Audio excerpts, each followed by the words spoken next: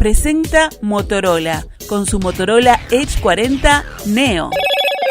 Hello, Moto.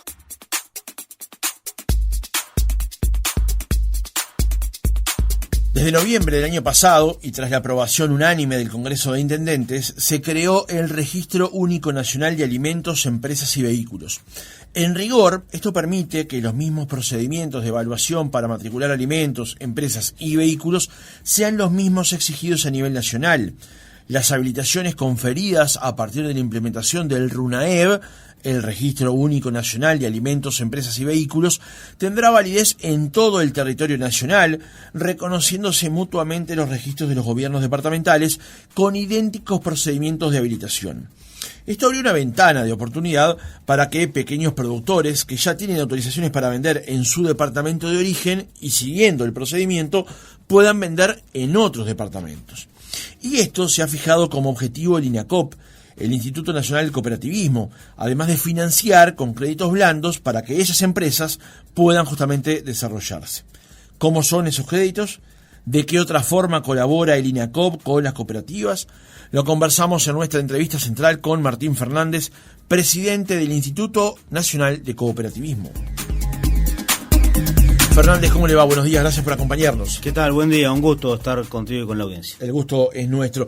Recordemos, al pasar el comienzo del reportaje, ¿qué es INACOP? ¿Cuál es la tarea que tiene INACOP como tarea central, digamos? El Instituto Nacional del Cooperativismo se crea en el año 2008 con la Ley General de Cooperativas y tiene como objetivo central la promoción y el fomento del sector cooperativo en todo el país y en todas sus modalidades.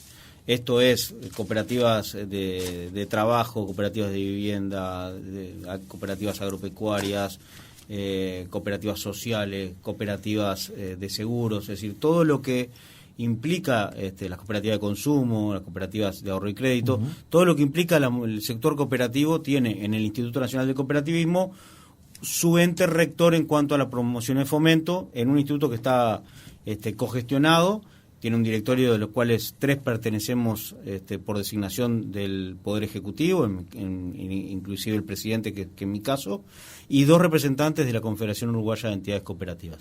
Y la tarea es, más allá de que en otros países también implica el registro y el control, nosotros en Uruguay el legislador en su momento decidió que el instituto solamente se dedicara a la promoción y el fomento, dejando el registro y el control en las entidades que ya lo tenían. Promoción y fomento, ¿qué implica? ¿Cuál es la tarea que desarrolla entonces allí INACOP en esas 2 vertientes, digamos? Y allí hay, primero, desarrollamos instrumentos como decías en la muy buena presentación que hacías, vinculados al financiamiento, y allí tenemos líneas propias de financiamiento, tanto para capital de trabajo como para inversiones, o muchas veces para tratar de reconvertir una empresa.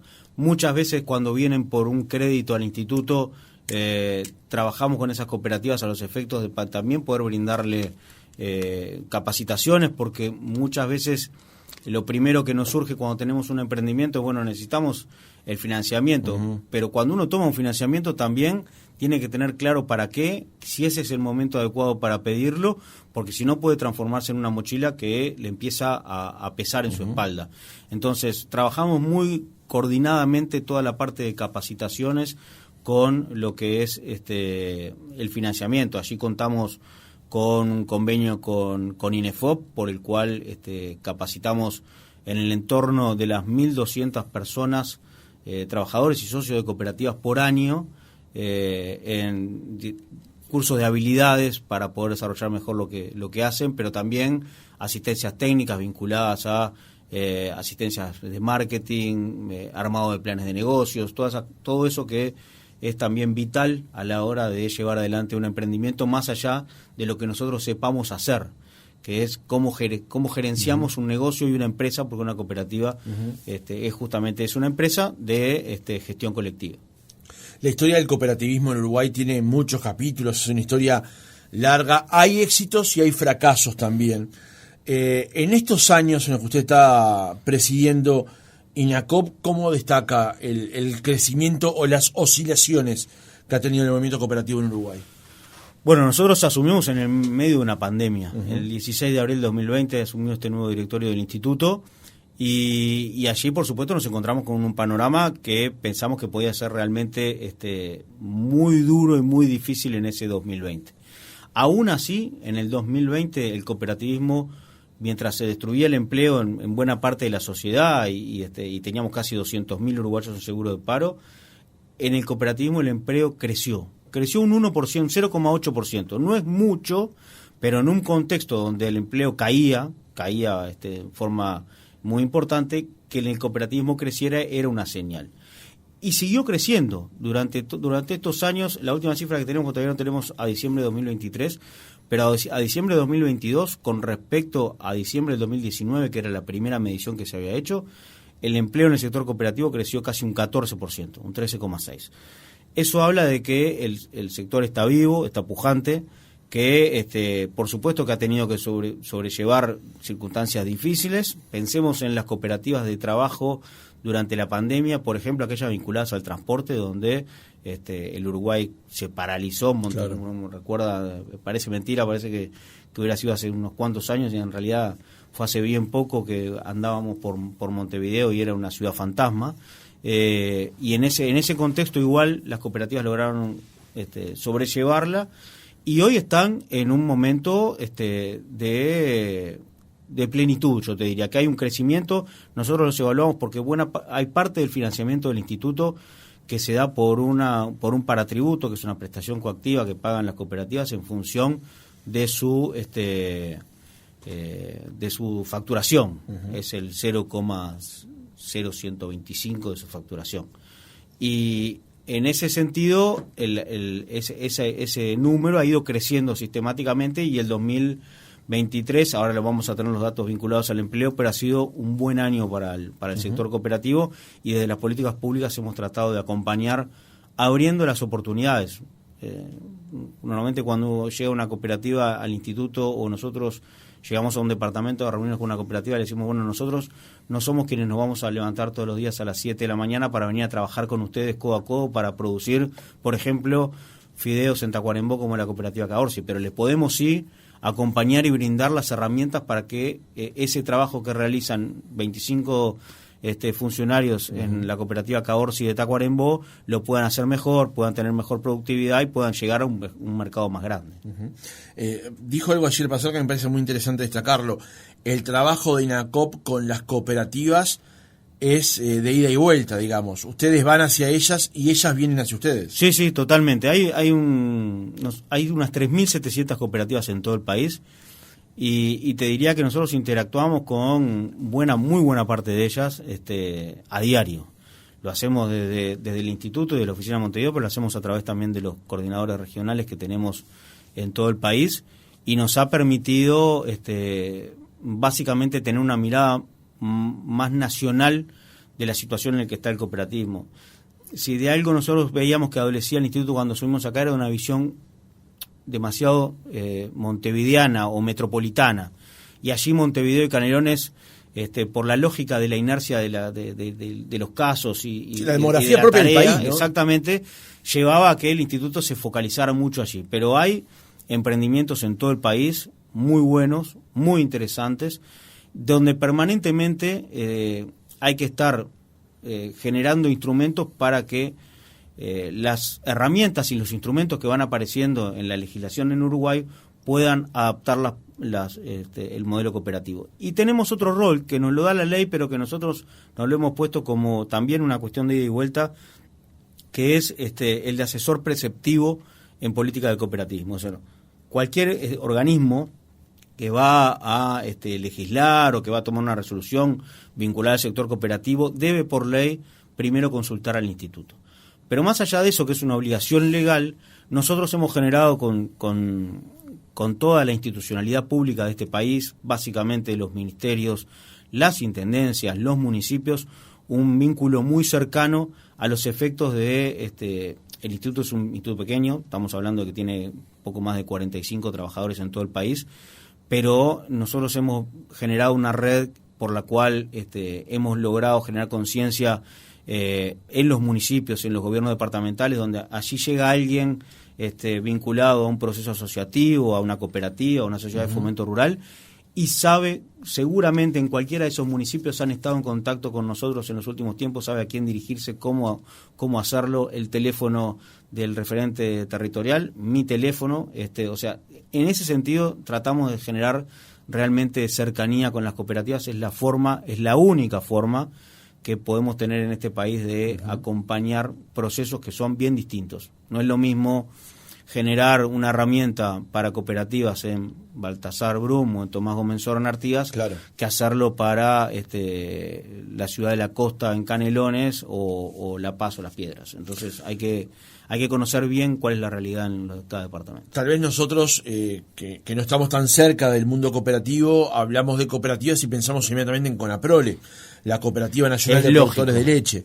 O eventualmente, depende del sector donde trabaje uno o algún familiar, en alguna cooperativa de consumo. Hoy el cooperativismo conoce de fronteras en lo que tiene que ver con actividades. Hay actividades en las que el cooperativismo no está, o ya hoy está tan masificado, digamos, que está presente en muchas más actividades de las que tal vez conozcamos. No, yo te diría que está presente en toda la vida económica y social del país.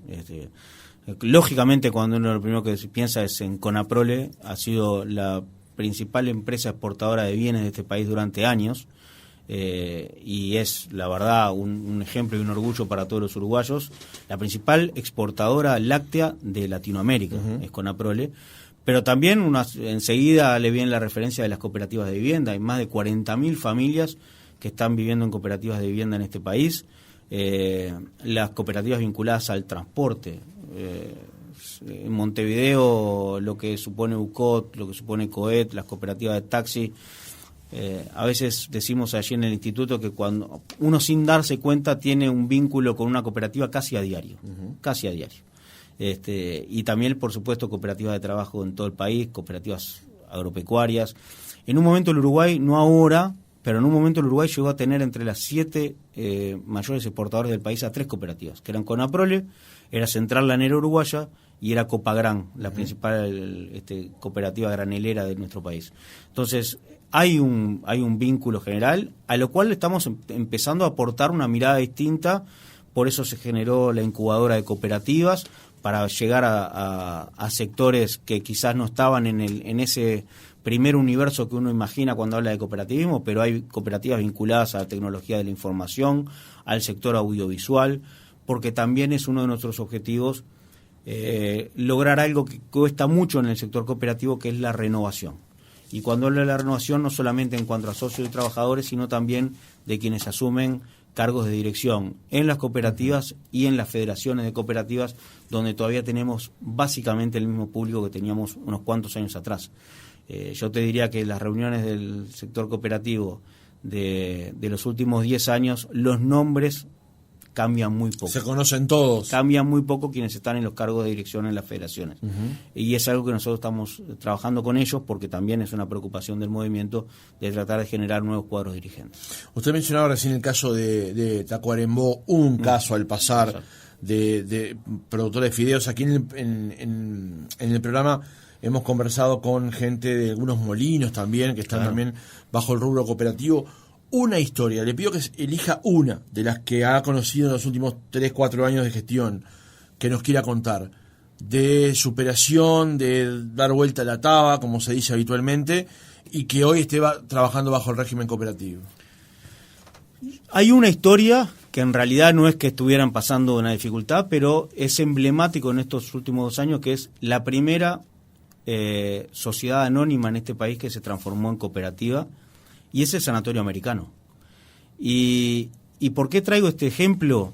Porque en su momento, en el mismo año 2008, cuando se crea la Ley General de Cooperativas, muchas de las cooperativas, muchos de los prestadores médicos del interior eran cooperativas. Y a partir del surgimiento de la ley en 2008, pasan a ser IAMPP, y ese fue el formato que adquirieron. Pero en realidad siguen siendo entidades de la economía social.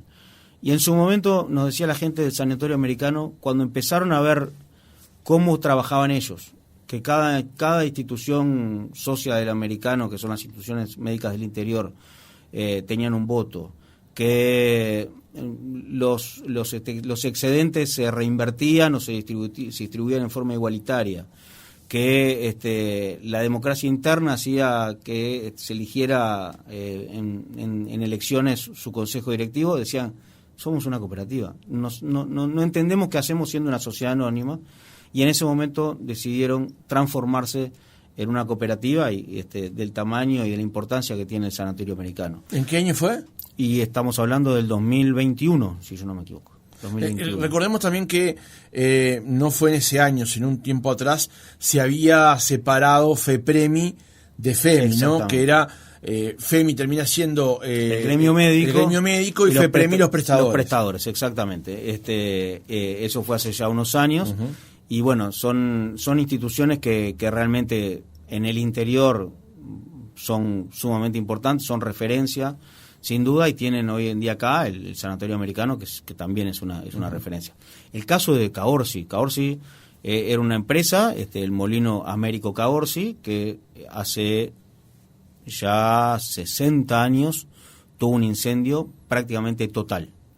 Y esa industria cerraba y los trabajadores decidieron reflotarla, y hace 60 años que es una empresa cooperativa con más de entre 25 y 30 puestos de trabajo hoy directos en la ciudad de Tacuarembó, lo que es una cifra importante, lo que hace también que muchas de esas empresas que fueron recuperadas por los trabajadores hace muchos años, se me viene a la cabeza Copay, la empresa de transportes de Paysandú, uh-huh. que en el año 2002 estuvo a punto de terminar como empresa cooperativa porque la crisis le había pegado muy fuerte, y esta última y aprendieron mucho y se fortalecieron y trabajaron mucho sus aspectos internos, y fueron de las empresas de transporte que mejor sobrellevaron la situación de la pandemia. Es decir, hay innumerables ejemplos de cooperativas que hacen mucho en todo el país. Esas son un poco más grandes. Hay cooperativas que se armaron para, por ejemplo, generar instrumentos de contención para violencia doméstica, y estoy pensando en la cooperativa Amparo de San José, uh-huh. que son mujeres que ante la necesidad que vieron en la sociedad de San José de darle amparo a una cantidad de gente de mujeres que eran víctimas de violencia doméstica, crearon una cooperativa. Durante años estuvieron trabajando sin ningún tipo de apoyo, haciendo voluntariado. Hoy en día, a partir de la última rendición de cuentas, tienen un apoyo por parte del Estado, y bueno, nosotros hemos estado muy cerca de ellos en todo el acompañamiento. Es decir, hay innumerables ejemplos en esas 3.700 cooperativas de empresas que le transforman la vida no solamente a sus socios trabajadores, sino a su comunidad.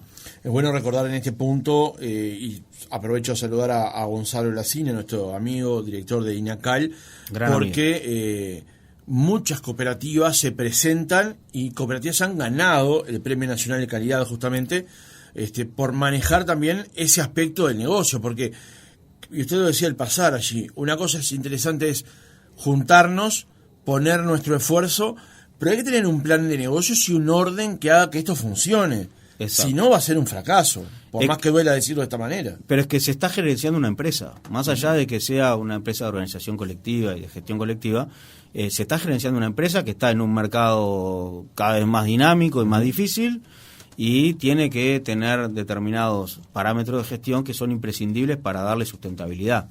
Y en eso sí, con INACAL hemos encontrado una sinergia bien interesante, con el programa Más Valor Cooperativo, uh-huh. y con una herramienta informática que se pone a disposición de las cooperativas, y de una, yo te diría, de una capacitación intensiva durante casi un año para la instrumentación de procesos de calidad, que a muchas cooperativas realmente le ha generado una mejora sustantiva en sus procesos, y eso es en fruto también del trabajo coordinado con INACAL, con el LATU, con ANDE, que nos ha permitido llegar a estas cooperativas. Uh-huh. Fernández, hablábamos recién de los casos que podemos señalar, digamos, de alguna manera como exitosos, o que, bueno, están incluso dando sus primeros pasos.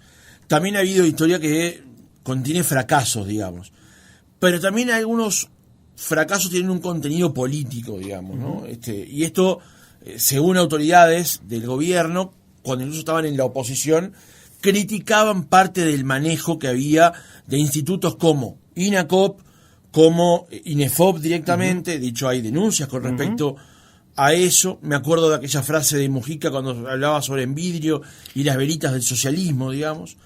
¿Cuánto cambió hoy de la gestión de INACOP en dirección a fortalecer, hacer un instrumento de fortalecimiento de las cooperativas, pero también al cuidado de los recursos públicos? Sin duda. A ver, uno de los instrumentos con los que cuenta INACOP es el FONDES, que tiene una historia, y sobre todo los primeros años de su historia, muy compleja. Pérdidas por más de 65 millones de dólares, préstamos a instituciones sin constitución de ninguna garantía, a cooperativas, a asociaciones civiles, donde no había un plan de negocios, donde era prácticamente a sola firma. Yo a veces manejaba el concepto de que el FONDES era como una libreta de almacenero, pero el almacenero conoce mucho más a los clientes de lo que conocía el FONDES a esas cooperativas, y se hizo un manejo absolutamente voluntarista que a los uruguayos nos costó mucho dinero, y a los trabajadores de esas cooperativas les costó la frustración de no poder llevar adelante un proceso que desde el gobierno se fogoneaba y se incentivaba a que se llevara adelante. Y allí tenemos procesos como el de Alasú, que fueron 15 millones de dólares del FONDES, y los aviones volaron durante muy poquito tiempo, y los costos de eso lo estamos todavía pagando. Tenemos el proceso de Envidrio, la velita prendida al socialismo del FONDES que decía el expresidente Mujica, con el gran error de poner una herramienta del Estado al servicio de una ideología. La velita tiene que estar prendida al desarrollo.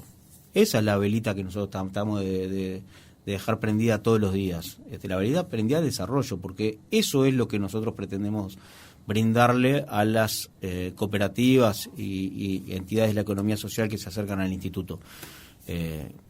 Hoy el FONDES sigue funcionando, está funcionando ya claramente con otros preceptos. No son los montos que había antes. Hoy los topes para los préstamos que se dan a través del FONDES son de $600.000, por excepción puede llegar a un 50% más, es decir, a los $900.000. Y claramente, o sea, no hay forma que hoy el FONDES entregue los millones que se entregaron. Es que no los tiene. De hecho, ya no los tiene. Entonces, de aquellos más de 80 millones de dólares que tenía en su momento, hoy el capital del FONDES para poder trabajar es en el entorno de los 17 millones, con una liquidez de aproximadamente 11 millones de dólares, que es lo que nosotros tenemos disponible para emprendimientos cooperativos.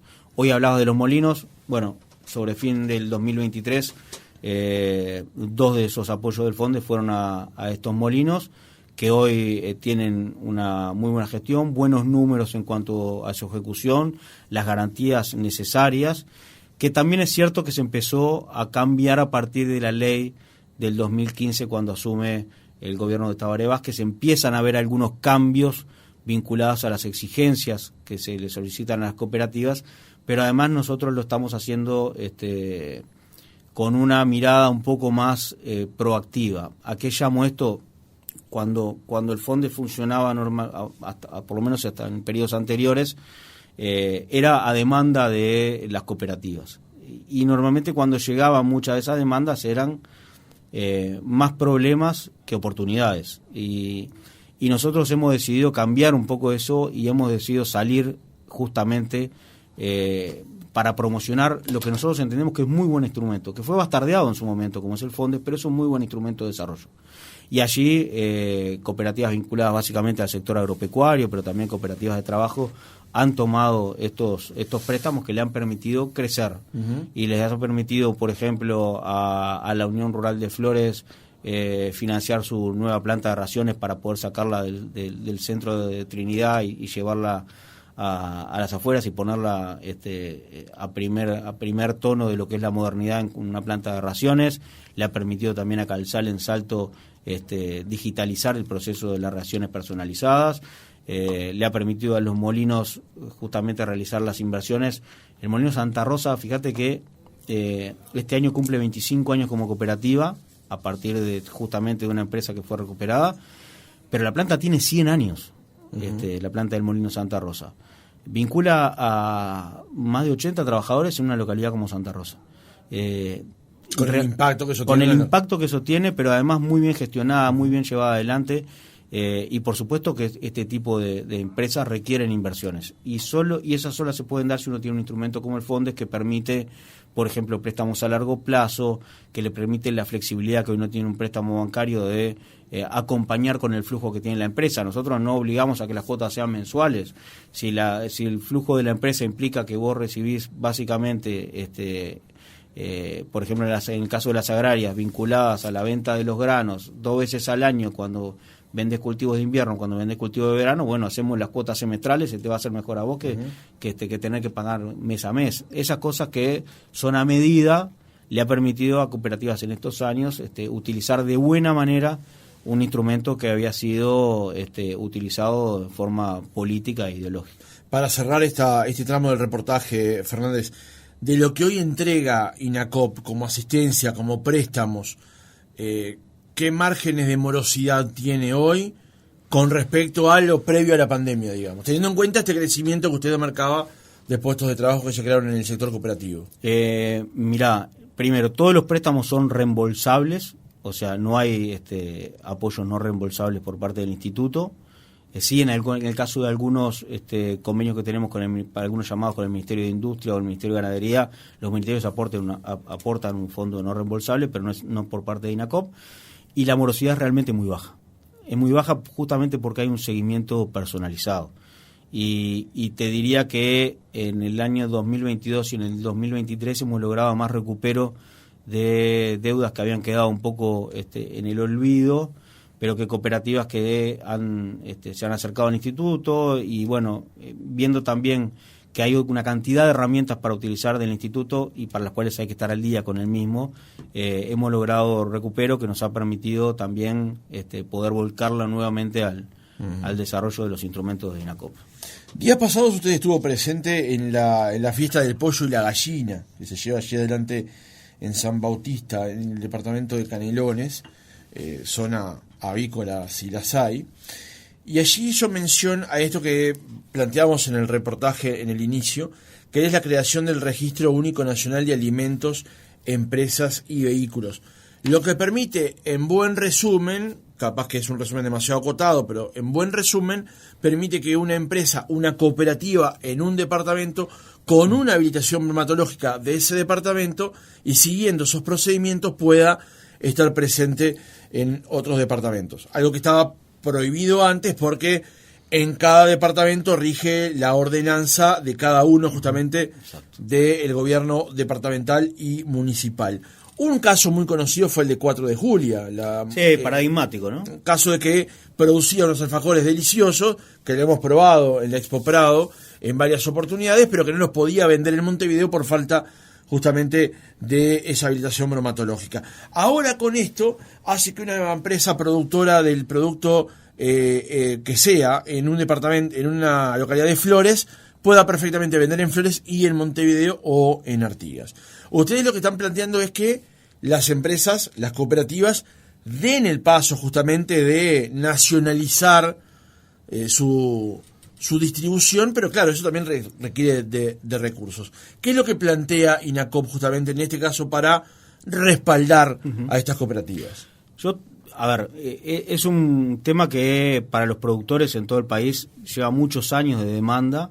Yo conocí el caso y las dificultades cuando recién había ingresado al instituto, cuando me junté con la gente del dulce leche Tucutucu en Salto, que es extraordinario. Pero no tengo el gusto, lamentablemente. Bueno, es un antes y un después. Cerrito 475. Es un antes y un después.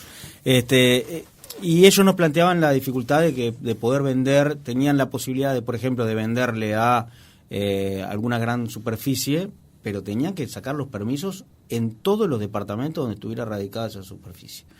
Entonces, realmente empezamos a vislumbrar eso, tuvimos una charla con algunas referentes de las intendencias, recuerdo el planteo que nos hizo Alejandro Bertón de la Intendencia de Rivera, de cómo nosotros podíamos empezar a trabajar en esto, que es una ventana de oportunidades muy grande, este RUNAEV, para los productores de todo el país, de poder salir de lo que es su departamento y el mercado de su departamento y vincularse, por ejemplo, al área metropolitana, donde tenés más de 2 millones de consumidores. Pero no es sencillo. Es decir, quien está acostumbrado a vender morrones y cebollas en aceite en Rivera, no es fácil que pueda llegar a vender esos mismos productos, por más que sean excelentes. O estoy pensando en mi amigo de los productos La Familia de Paysandú. Es muy difícil que pueda acceder a llegar a una distribución y un almacenamiento, por ejemplo, en Montevideo, con los costos que eso implica y la necesidad de mejorar y aumentar su producción. Entonces ahí hay varias líneas que se nos abren por delante. Primero, trabajar con las cooperativas que ya hoy producen alimentos y que lo pueden hacer con distribución en todo el país, y ahí tratar de fortalecerlos y ver, armar un plan de negocio que sea acorde a sus posibilidades, más allá de sus deseos, sino sus posibilidades, para poder acceder a otros mercados. Pero también hay otra línea, que es la de visualizar productores que hoy trabajan en forma aislada, que trabajan por su cuenta, y que quizás la herramienta cooperativa puede ser un buen instrumento para comercializar productos. Y allí juntarse productores que hacen, como decía hoy, morrones, con quienes una cooperativa, por ejemplo, que está produciendo conejos en Neptunia, o una cooperativa que está produciendo otro tipo de alimentos, frutas, hortalizas, dulce de leche. Poder juntarse esos productores, generar una cooperativa y que sea la cooperativa la que salga al mercado, brinde la distribución, la logística, y poder llegar a cada uno de los comercios con una diversidad de productos que son parte de esa cooperativa. Y después algo que estaba, otra línea aparte, que es algo que estaba previsto en la ley 18.407 que se votó en 2008, pero que hasta ahora no ha tenido ninguna experiencia, que son las cooperativas, lo que se llaman en el mundo cooperativas de servicios empresariales. ¿Qué es esto? Que empresas ya constituidas como tal conformen una cooperativa a los efectos de brindarse servicios a esas empresas y poder realizar la logística. Y allí estamos trabajando conjuntamente con la red de emprendedores y con ANDE en Cerro Largo, con empresas del departamento, y allí está Olivares de Santa Laura, está Los Refrescos Tacuarí, está la Chacinería Lito Gómez, está Coleme, y hay algunos otros emprendimientos más que se están sumando, que están por conformar una cooperativa cuyos socios son las empresas. Y va a ser la cooperativa la que comercialice con una marca arachana en Montevideo los productos de Lito Gómez, de Olivares de Santa Laura, de Coleme, de Refrescos Tacuarí, porque si no, para cada una de esas empresas es muy difícil llegar a un público como Montevideo, tener su propia logística de distribución, tener un local de venta al público. Todo eso muchas veces en forma asociada es más sencillo. Claro, por eso lo que usted planteaba del plan de negocios y la realidad versus las posibilidades, porque por supuesto que es tentador para cualquier empresa querer vender en una gran superficie en Montevideo, pero luego el problema es abastecerlo y permanentemente que exista ese abastecimiento. Y financiarse.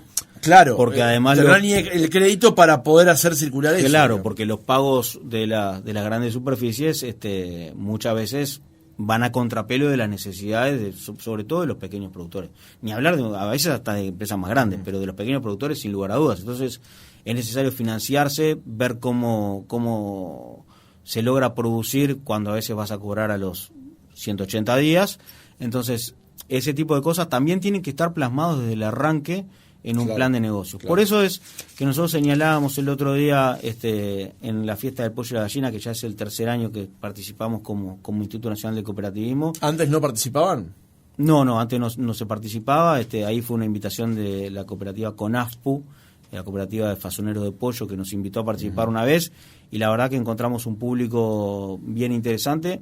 Nosotros no tenemos la posibilidad de hacer promoción al gran público, pero lo que hacemos es tratamos de involucrarnos y participar en aquellos eventos masivos donde hay una cantidad de cooperativas que también participan, y bueno, por eso estuvimos en la fiesta del pollo y la gallina, vamos a estar en la Patria Gaucha, en la Semana de la Cerveza, siempre además con un apoyo muy importante de los municipios y de los gobiernos departamentales que nos invitan, pero es la forma también de acercar el cooperativismo al gran público. Y en este caso yo creo que tenemos una ventana de oportunidades bien interesante con el RUNAEV, que si la sabemos aprovechar, les va a cambiar sustancialmente la vida a una cantidad de productores en todo el país. Uh-huh. Una última, no es una pregunta, es una reflexión. Llama la atención de cómo nos lleva tanto tiempo vencer estas cuestiones burocráticas, porque Uruguay es un país unitario, no es un país federal. Uh-huh. Uno puede entender que si quiere vender un producto cordobés en Santa Fe, bueno, deba ingresar con la normativa santafesina porque es un estado o parte de un estado, es un estado federal.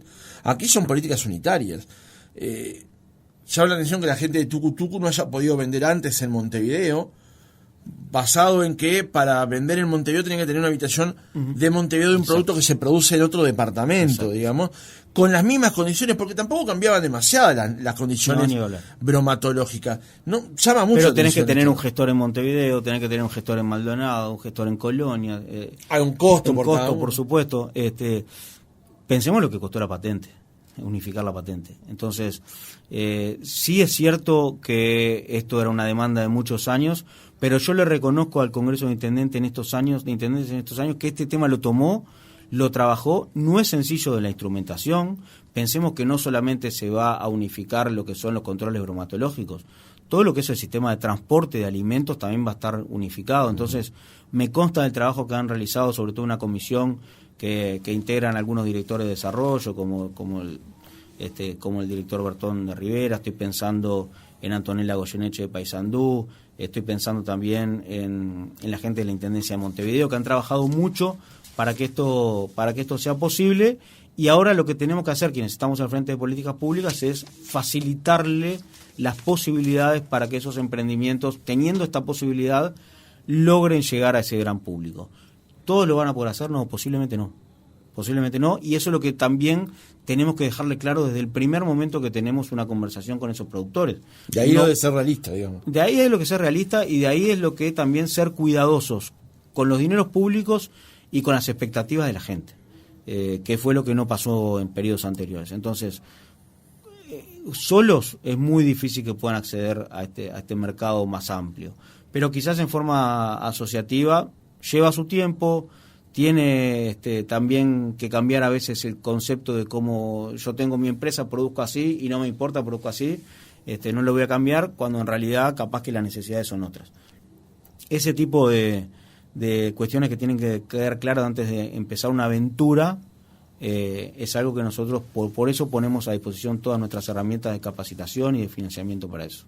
Martín Fernández, presidente de INACOP, gracias por haber estado otra mañana con nosotros. Un placer.